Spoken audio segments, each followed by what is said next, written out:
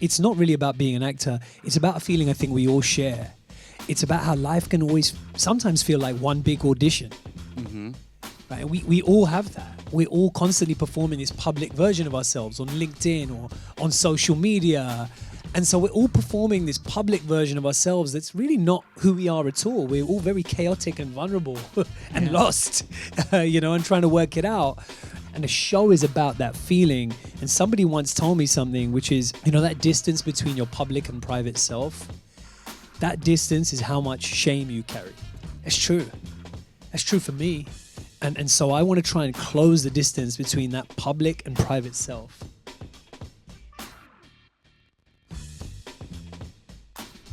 The first thing I kind of want to talk to you about is, where the inspiration came to tell a story about an actor and the troubles he finds himself in this wild industry that he's in. Well, I had no personal connection to Sure. I wanted to do something totally different. It's interesting. I kind of started feeling like I'd gotten to a place in my job and in what I do where I was kind of questioning everything. I was kind of questioning like why I do it. I was questioning the things I do, how I should, what, why, how, everything, full blown kind of like I kind of crisis of purpose and meaning.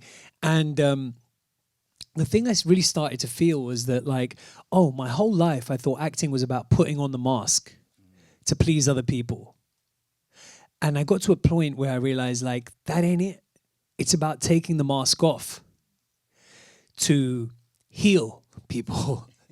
And the way you do that is by kind of trying to be as vulnerable and personal as possible. And, I remember like earlier on in my career, the last time I sat down here in this chair, in this room was for the night of. Mm-hmm. And we had a screening for the night of, and it was, this same body of people that we sat in front of and had this conversation. And back then I was creating from a place where I wouldn't even allow myself to draw from my own life. If I had an emotional scene, I wouldn't even allow myself to go from that, create from a personal place. Somehow I thought, no, I have to be someone else. And this in a way culminates the end of a journey where I'm like, actually, I want to try and be as personal and vulnerable as possible, because I think ultimately what people connect with is honesty. Mm-hmm. And also because I think it feels scarier for me than hiding. Yeah. And I want to kind of do things that scare me as an artist and make me feel vulnerable, because I think people kind of connect with that. So that's a really long-winded, rambly way of saying that this just feels, I just suddenly was struck by, this is like the total opposite kind of project vibe and reason and even creative process that was around that. And so that's how I got to a place where I was even able to think about making a show like this. Yeah. But I'm sure we'll unpack a lot more what it's about. Because really, I don't think it's really about acting at all. Right. It's not about Hollywood or the business, really. Right. No, I think that was what I expected. And it took a very quick detour that was really exciting and way more personal and deep in that way. To kind of piggyback on what you just said, I mean, when was there a moment where it started to click that you were like, it would be beneficial for me as an artist to start digging deeper into who I am when I'm figuring out who characters I'm playing, or characters that you wanted to write and play for yourself? Yeah, definitely. I had this whole kind of like, as we do, as have these idealistic ideas when we're younger. It's something I still try and hold on to. I had this idea of what is my goal in this business? What do I want to try and do? And I always came back to this mantra of I want to try and stretch culture. Right? And I've realized that there's actually two ways of doing that. One way is like, I don't know, someone like me in Star Wars Rogue One, mm-hmm. right? Or someone like me playing Hamlet, or someone like me doing these kind of roles or stepping into these archetypes that I wouldn't normally, right? And it's like adding like a different element, a different energy to a pre-existing kind of story. Yeah. But then I realized there's another thing to do as well, which is just like create totally new stories, to actually create new archetypes, to create new heroes. And in many ways, that's what this show is kind of about. It's about, do we need to or have to always want to step into be in the room, be in someone else's room, be invited into the room, or do we want to build our own room? Yeah. And that's really the journey that the character is going on, and that's the journey that I've gone on. And so in many ways, the show is even more meta than it just seemed, if you can imagine that. So yeah, it came from that place, but really at its heart, it's not really about being an actor. It's about a feeling I think we all share. It's about how life can always sometimes feel like one big audition. Mm-hmm.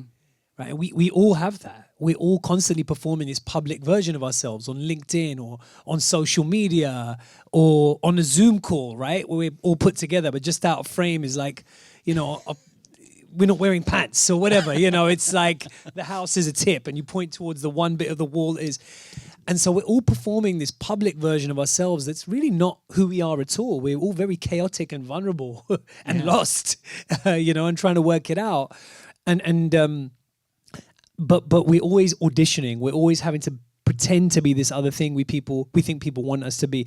And the show is about that feeling. And somebody once told me something, which is, that distance between your public and private self, that distance is how much shame you carry. Mm. And I was like, yeah, that's true. That's true for me. And so I want to try and close the distance between that public and private self in making the show. And I want to make a show about that distance. And I want to create a comedy about shame in that playground of shame. Because I've found at least the thing that's most healing about shame is when you can laugh. Right. You laugh through shame. It's the most healing thing. It kind of evaporates, Right. Well, it's so funny. I don't know if everyone here has seen your SNL UK hosting gig a couple weeks ago, but there was like a bit about how like you're not known for your funny performances. Really, your stuff is really deep and dark. A lot of that material, and I think tackling what I wrote down is this dichotomy of. Do you think loads of people came here tonight hoping to see a crime thriller? Maybe people here tonight like, all right, when does the knife come out? Yeah, when does the first person there's some die? action that happens. Yeah, I'm sorry to disappoint. I promise you, the second half gets much crazier. Yes, it does, and actually bloodier. Yes, that's true. But I'm not going to tell you how. Yeah. But definitely check out the second half. It's an acid trip. Yeah. Yeah. But I think what's so interesting is tackling these themes of identity in a comic way, because I think that a lot of your characters' kind of inner crises are about identity and just how personal it is, how people identify him for him in a way, how they see him, but also how he sees himself and not being the right version that really anyone wants him to be. Yeah, and I don't know, maybe I'm just projecting on everyone here, but I kind of think we all feel like that at different extents. Thank you for agreeing, even if you don't. Everyone here is like, I know exactly who I am, and I'm not a people pleaser at all. It's just you, Riz. Thanks. But there is that sense I sometimes get where it's like we're all chasing our tails with this people pleasing and trying to be the desirable version of ourselves. And of course, what happens is you can end up totally losing who you are. Mm-hmm. There is no pleasing everyone. I first started writing down notes for this show about 10 years ago, really around the time of the night of when I started to become more well known in America, right? And it's funny you should say it, because in the UK, the thing I am most known for is comedy. Right. And one comedy in particular, a movie called Four Lions, which I don't know if anyone here has seen, right? Okay, a couple of people have seen that. Thank you. It's a very, very British kind of like cult classic film.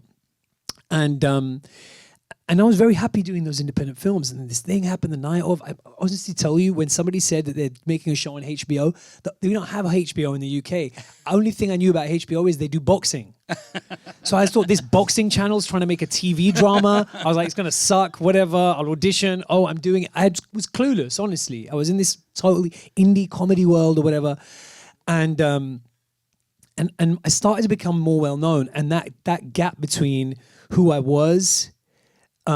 actually was and how I was seen. Mm-hmm. I mean, as soon as you're on a billboard, people think you're on a yacht with like Han Solo or something. Right, yeah. right? But your washing machine is broken, Yes, and you're you the have to same. do the laundry, and you're like, Exactly. you know, and so that distance started opening up, and I found it very stressful, and I found it very stressful going to restaurants and being broke, but people thinking he's famous, I'm gonna get a big tip, and then somehow paying them a big tip, but then not having any money to Right. get a cab Right. home, Right. and just being stressed, and then I just kind of laughed about it, and so I started jotting down these notes and anecdotes, and we can get into it, but so many things on this that you've just seen specifically and directly happened to me, and I wanted to try and that felt scary, and I wanted to try and make something bold above all, and try and be bold in that way of like, here it is, here's the whole mess, you know. Yeah. Did that feel cathartic in a way to kind of process that in the writing? You know, it felt very exposing. Right. It felt very vulnerable, particularly, you know, telling these stories in a room full of Gen Z writers in a writer's room. That's a tough crowd, man. Yeah. You did what? So there's a lot of that. I had to work through that. It was cathartic, you know. It's interesting. I feel like it's been very very liberating, you know, to be able to kind of share the specificity of my experience, of my community, and of my taste, actually, because even stepping aside from the character's journey, I guess the tone of what you've seen, the different flavors you're seeing, they're really a closer reflection of who I am and what my tastes are and what I like to see out there in the world. I'm really a big fan of things that are tonally ambiguous and give you almost a sense of tonal whiplash.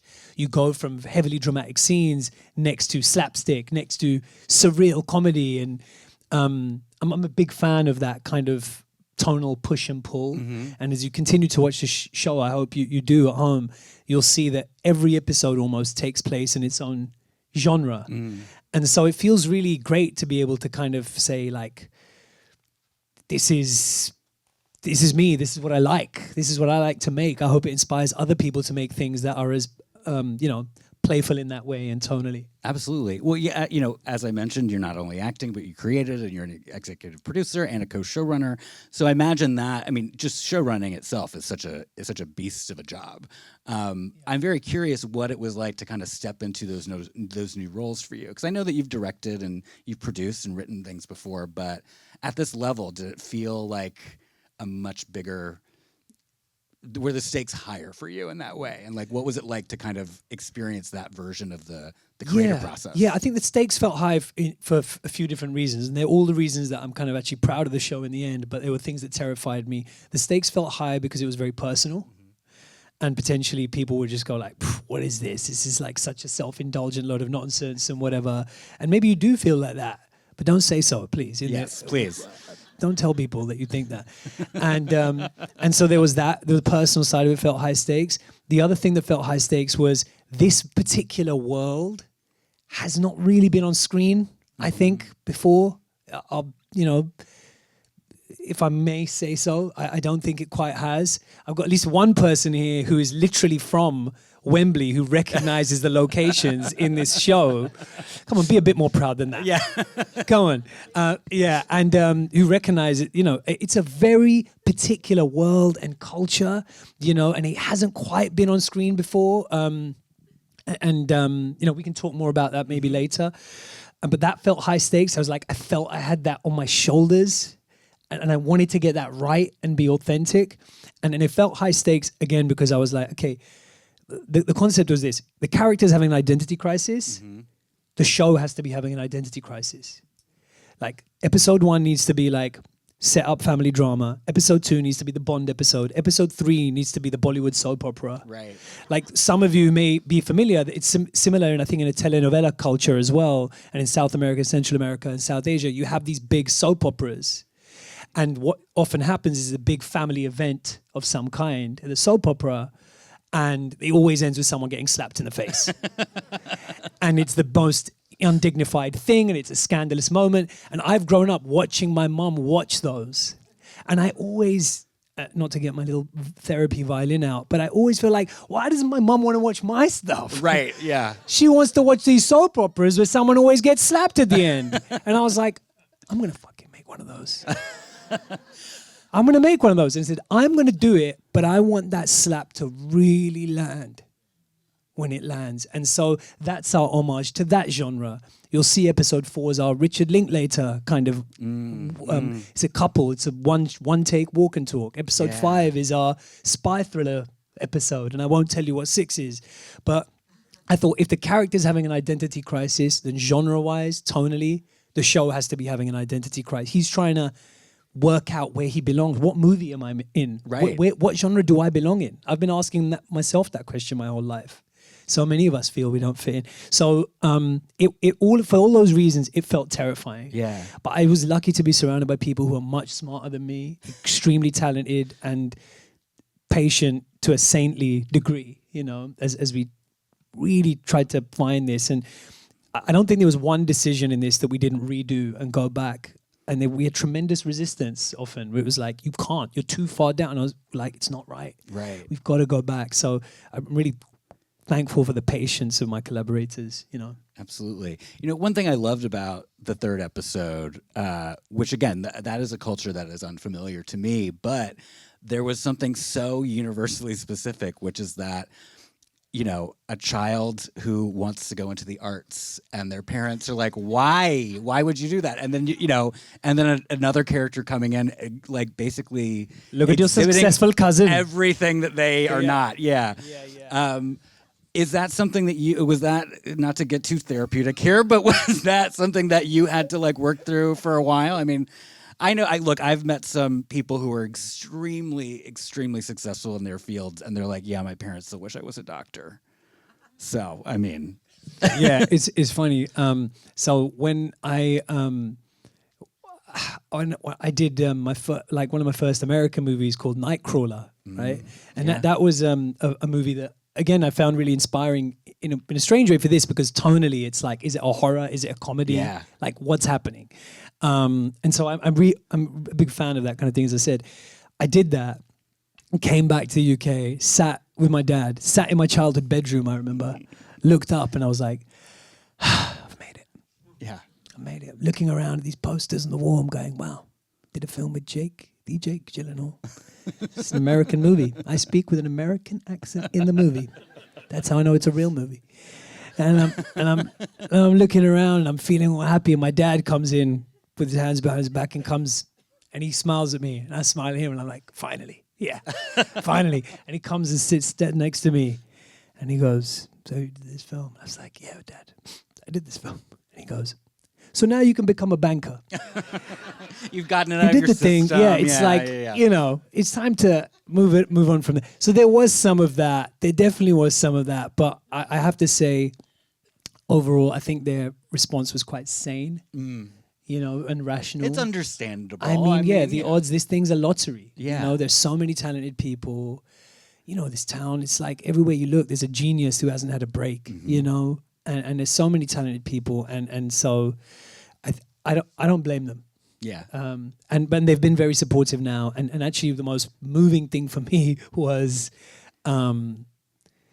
finally getting my mom to watch it. Right. Yeah. Did getting my she, mom to watch how it. did she feel? Did she recognize certain things? Was it awkward? No, it wasn't awkward. I think she was just very moved. And I think,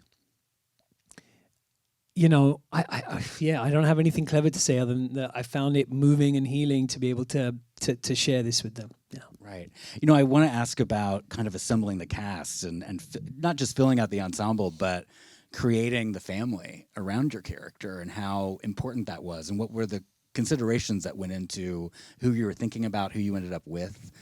Yeah. So I had written the role of the cousin for Guz Khan. Who's tremendous in this, I'm sure you'll agree, right? He was it's just so wonderful.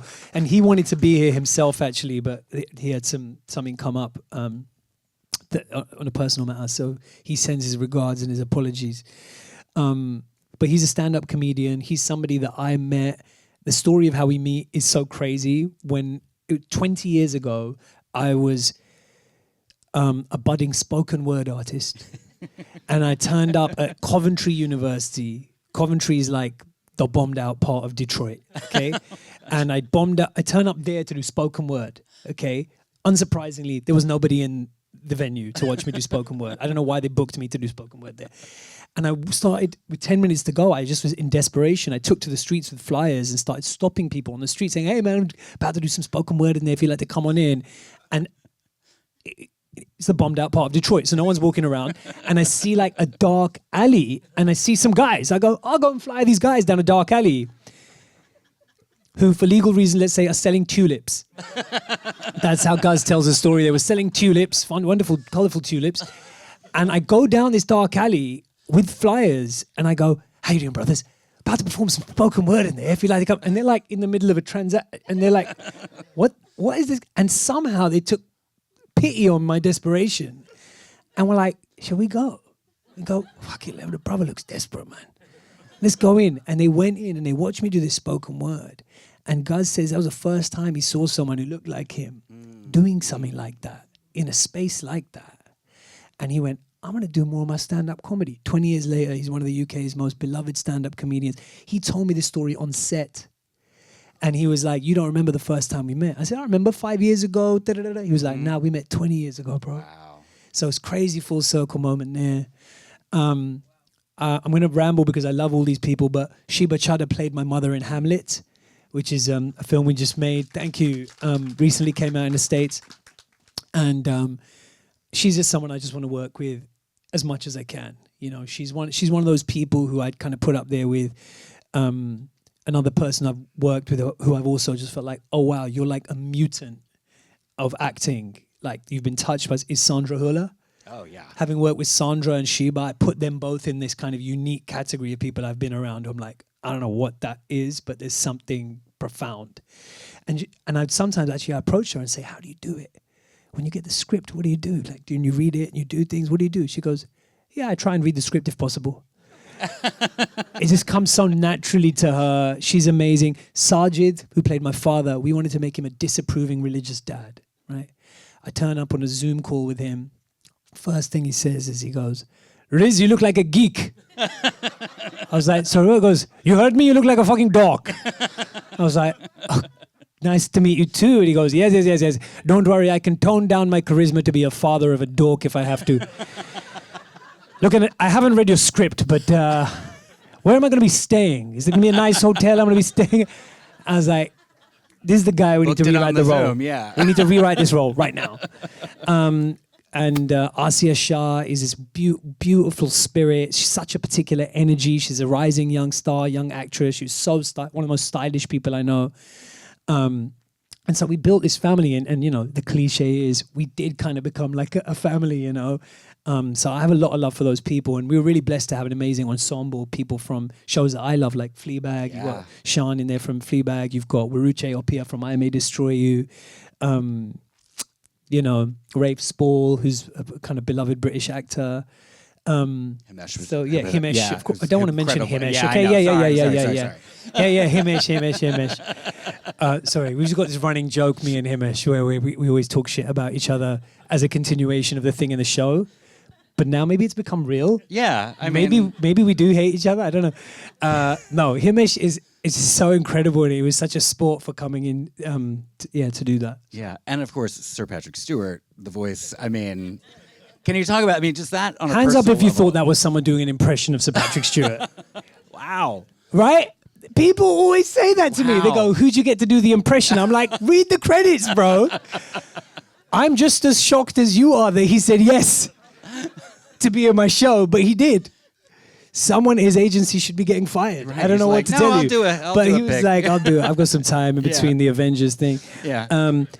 Honestly, like one of the most pinch me moments of my career, and he said something that just really made me and Ben Carlin, my co-showrunner, who I'd like to talk about if we have time, is we kind of both looked at each other and kind of welled up almost in tears, because he's such a Goliath. He's such a hero, you know.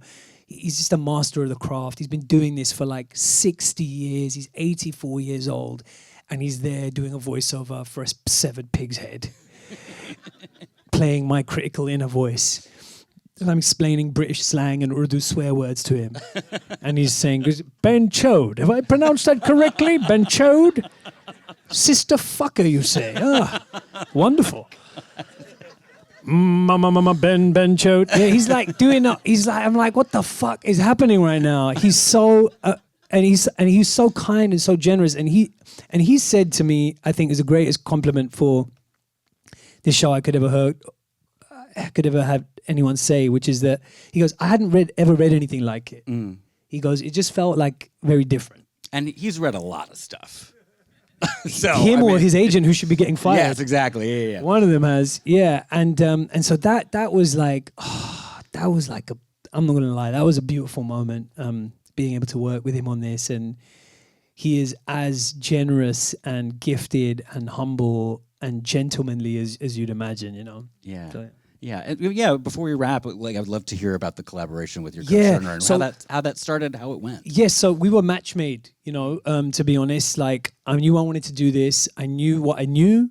I knew like how I wanted the show to feel and what I wanted to draw upon, but I also knew what I didn't know, you know, and I wanted to be honest about that and bring in excellent people. And Ben Carlin has had a fascinating career because he's a veteran of The Daily Show with Jon Stewart. Yeah. And the Colbert Report, and also one of the founding writers of The Onion, you know, the satirical newspaper, right? And then also one of the big main writers on Modern Family. And I thought that's the kind of eclecticism I want in this show. You know, someone who's not staying in one lane. I don't want this show to stay in one lane. It can't. Like, I want someone who has that voracious appetite for blending forms. And so it was a beautiful collaboration. I jokingly describe him as my kind of slightly strange white Jewish adopted father, and he just cares so much. There's no part of Ben Carlin that will ever dial anything in, and we drove each other and ourselves insane with this needle we were trying to thread. You know, trying to play in genre but make it personal, trying to make it comedy but trying to make it surreal, and messing with it from episode to episode. We kind of almost killed each other and got married at the same time. Right, of course. That's how a collaboration Which is what marriage is, yes, isn't it? Yeah. Exactly. So it was. I would feel really grateful to work with someone who cared so much to fight. Yeah. Fight on everything and for everything, and it has aged us terribly. Well, I have to say before we go, I mean, you do nail. I mean, a tonal cacophony. I mean, it's everything is in there, and it really all comes together in a really beautiful way that is so hard to do. So, congratulations on that, and thank you again for this wonderful chat. Thank you all for sticking everyone. around. Appreciate it.